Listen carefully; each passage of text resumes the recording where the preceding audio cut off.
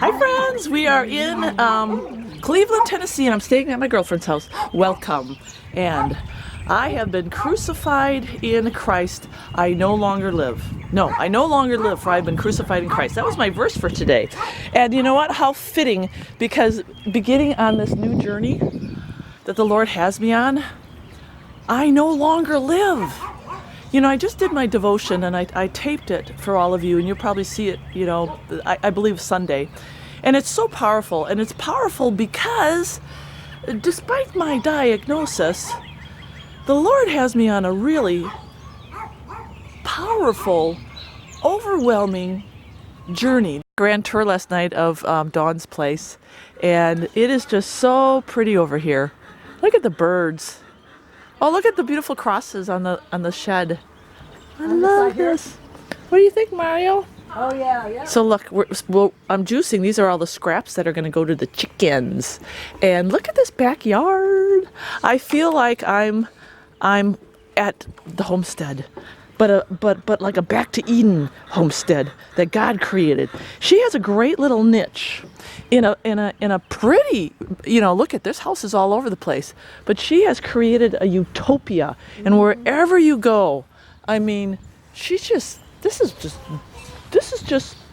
is how, you know, no one should have an excuse that they live in a neighborhood where they have no space to grow their own food, raise their own chickens, because my friend Dawn is living proof that, look at this, that you can do it anywhere. So we're going to do a whole video on this, but we got to feed the chickens. Oh, watch out. There's incoming. Ready? Yeah, there's incoming. No, look. Oh, yummy. Yummy. Here's some. You know, Wilted. How many eggs do you get a day out of these gals? 3 or 4 or 5. Wow. Let's see what we got. We're gonna go see how many eggs she's got. I'm gonna give them a whole tour. But look at no, we know you're Dawn. Yeah, that's fine. Dawn. Everybody that comes on camera, they like have to take stage names. You can say Dawn. Well, there's a golf ball. They're both laying. Oh, look at that. I love their little. See, so let me tell you, when we were looking for already made chicken coops,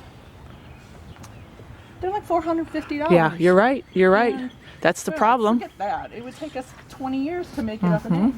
So we went looking for kids' houses. So what a great idea. Somebody had this. It was falling down. You know, they're up on stilts. Yep. Where you can't see them. I've seen them before. Yeah, they're usually up away on stilts. They're kids' playhouses. It was tore up.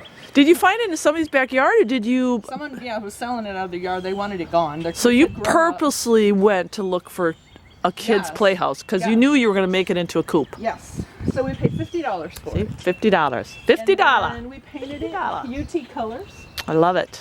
And we have the tunnel there because UT runs through the tunnel. And UT is the University of Tennessee. Yes. See? So, you know, like I'm a Green Bay Packer fan, green and gold. Yes. There we go. And then we so cute. So then we just put a tin roof on and embellished it up there. Yeah, I love it. My husband cut a hole. And then nice. That's where they go in at night. Look at that. That's perfect size. And they lay. And then when they get enough, we got a lot of chicken poop in there right now. We'll pull that out and put it on the garden. Yeah, perfect. And the garden is right here. Yeah, look at that. The garden, and she does the back to Eden garden method. And we'll talk about that later. But so perfect. We'll put the little gate when the garden's not, planted. We'll put the chicken gate right here, and they will come down the chicken, not the chicken gate, the chicken bridge, and they go out in the garden and they fertilize it, and tear it up, and turn it over. But now that I've got it planted, they're not allowed out there. And so, okay, now we've got the chicken coop. Now, tell me about the barrels. I'm very fascinated by these huge barrels. Yes. So I started feeling sorry for my husband, who had to come out here and feed the chickens all the time. And water them all the time. And, it rains and the feed would get wet, and then you're wasting it. So we just bought some those are jalapeno barrels. Oh, wow. That we got for like $15 a piece. Cheap. And then you can't tell from the outside, but you can get those here. I don't know what that's called, but they stick their head in there. So basically what you can do is put 30 or 40 pounds of feed. Wow. It doesn't come out. Now you can tell they're pulling out the Right. But they gotta grit. they gotta stick their head in there. They have actually, to stick their head in there to get it. And there's one on the other side. There's two. that is a great concept. So he puts in 30, 40 pounds of feed, and then he doesn't have to worry about it. It doesn't get wet. It doesn't get ruined. And we've got it up on blocks, and they just stick their head in, and you can see they pull out all the. We mix everything together. The scratch and the food and and the grit, and even the diatomaceous earth we'll put in there. Wow, smart. And then the same thing with the water barrel. Look at that. And looks like he just, what did he just drill holes and attach those nipples? And you can get those online, Amazon. And here comes Laverne. We got Laverne and Shirley. Heidi Plume. Heidi Plume. Feather Locklear. Oh boy. She's all proud because she just laid an egg. Yeah, I bet. So then what we're going to do, because he just installed the water one. So we have gone through so many different types of chicken feeders and chicken waterers. The kind that you get. Like on Amazon or? At feed stores. Oh yeah, and they don't work. They don't work. But so we're going to put a little gutter on the chicken house. Okay. And then feed it into the water barrel, so we won't ever have to water it. Isn't that awesome? Use the hose. You know, and friends, and this is the great thing about chickens and why we should never have the excuse, unless there's ordinances in your neighborhood, that we can't have chickens and raise them and grow our own food, because this is so self-contained. We've got chickens that are making chicken poop that you can put on the garden. They're feeding the family with farm fresh eggs, which is just so healthy. And then this is not enslavement, because they're set up here. They can go. Yeah. They can go for a week at a time, and they've got the setup with the barrels and the water. And we have cover on top. And yes, it's so important. We have hawks here. Yeah. And as you can tell, we've got 40, 50 feet trees, and the hawks will surf look at that. in the trees, and they look for the white chickens.